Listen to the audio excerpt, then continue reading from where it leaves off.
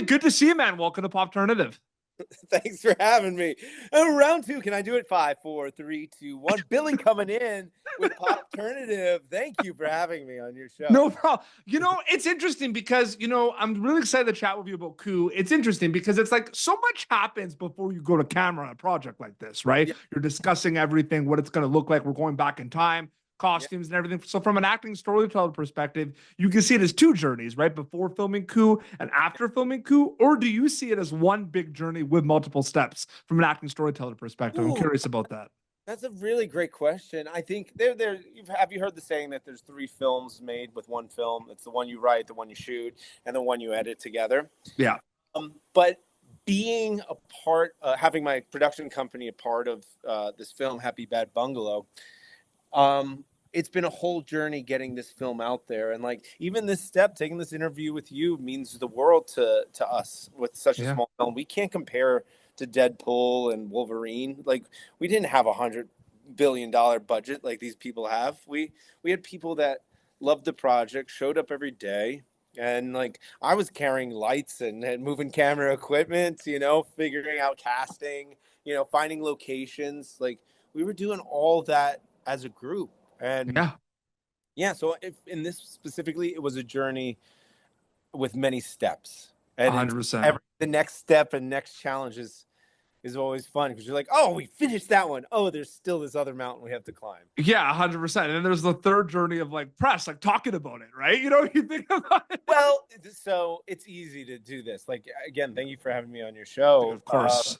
I'm a big fan, man. You have incredible body work. You're so good at what you do. So it's actually an honor and privilege to speak with you, man, honestly. Hey, man, thank you. Thank you so I'm much. also a filmmaker as well. I have some short films in the can too. So it's like, I get it. It's so exciting and everything.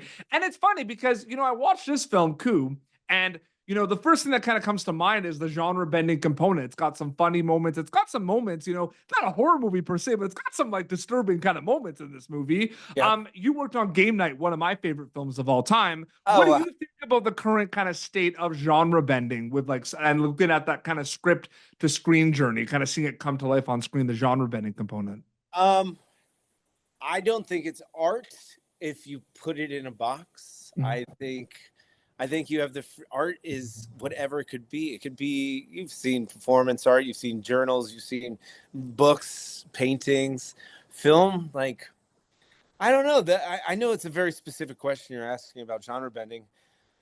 I think you're allowed to do whatever you want. It's a piece of art. There are no rules. Just make it entertaining. That's that make it worth watching or talking about or questioning.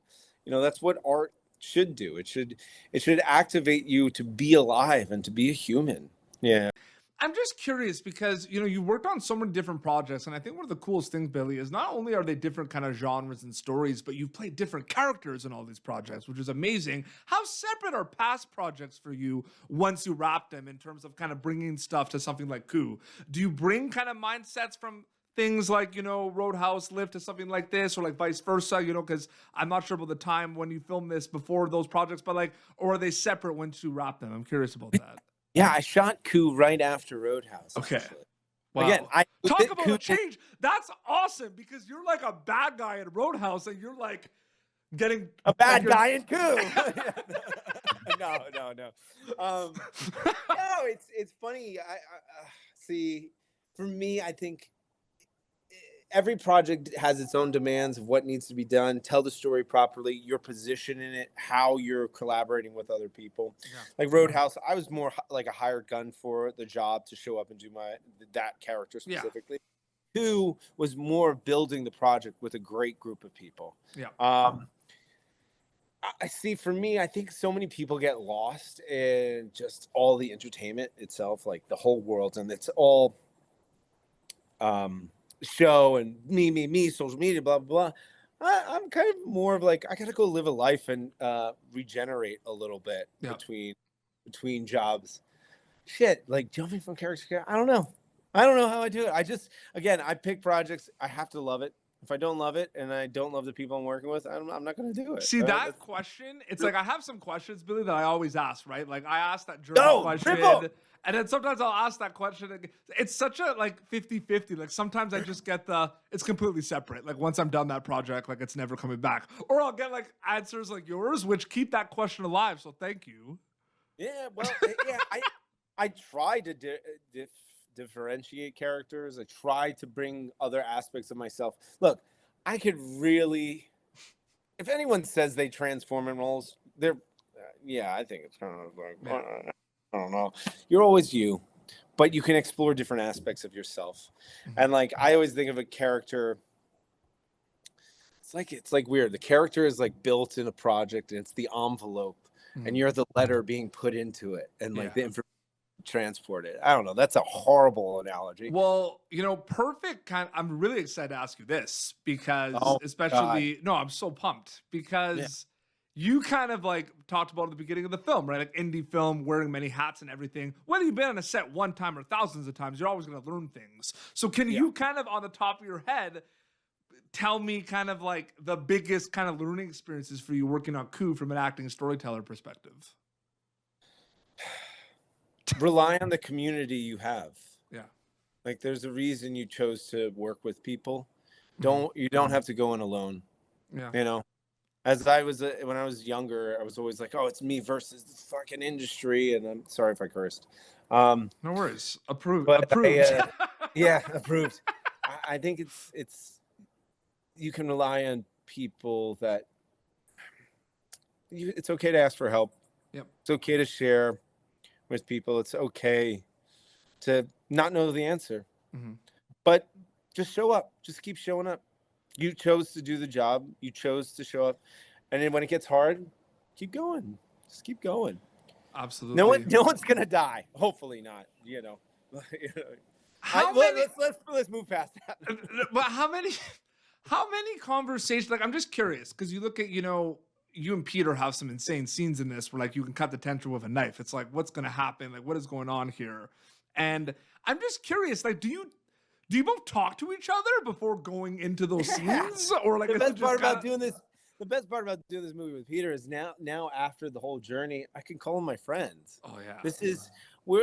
He's an artist, and to be able to talk creatively and be like, "Ooh, how can we like make it even more exciting?" How that's the fun of it. You're trying to make a pizza together. You talk about the ingredients, like, ooh, what if we add a little bit of that, maybe a little bit of that? It'll like garnish it. And also because he's so flexible and myself, like you play in the moment and you catch what either people are doing.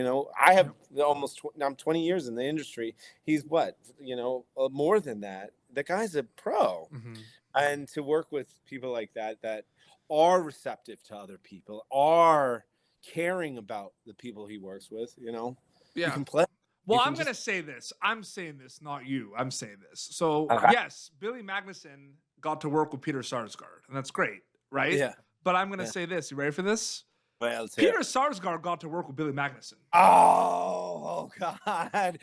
Tell Peter. Jake Gyllenhaal. And tell him never to forget it. Jake Gyllenhaal got to work with Billy Magnussen. Rachel McAdams got to work with Billy Magnussen. I'm just saying, man. Like, I'm just saying that, man. Like, you're really good at what you do. This is so bad. I do this. Oh, man. I don't know if I should say it, but whatever. I'll say it. I've done so many interviews like this, and they're always like, how was it working with XYZ? And I was like, do you ever ask them? What was it like working with me? I'm just genuinely curious if they ever ask that question. They never have a response. I feel like me and you and I, though, because everyone talks about my energy. I think you and I can, like, Dude, we get on fire. I know. Absolutely. But I can't wait for people to check out Coup. It's fantastic. You're fantastic in it. Billy, it was an honor and privilege to speak with you. Thank you so much for your time, man. Thank you for supporting this film. Again, it's people like you that, for the small independent world, to get the word out, we need people like you. I appreciate you saying that. And your Instagram account is the best way where people keep update with everything, right? No, I'm really bad at that shit. Okay, well, there is an Instagram account, so they could. Hey, it's me playing golf every once in a while. Thank you so much for your time, Billy. It was awesome talking to you. Yeah, back at you. Thanks, Pete. Perfect. Thank you for tuning in to Popternative.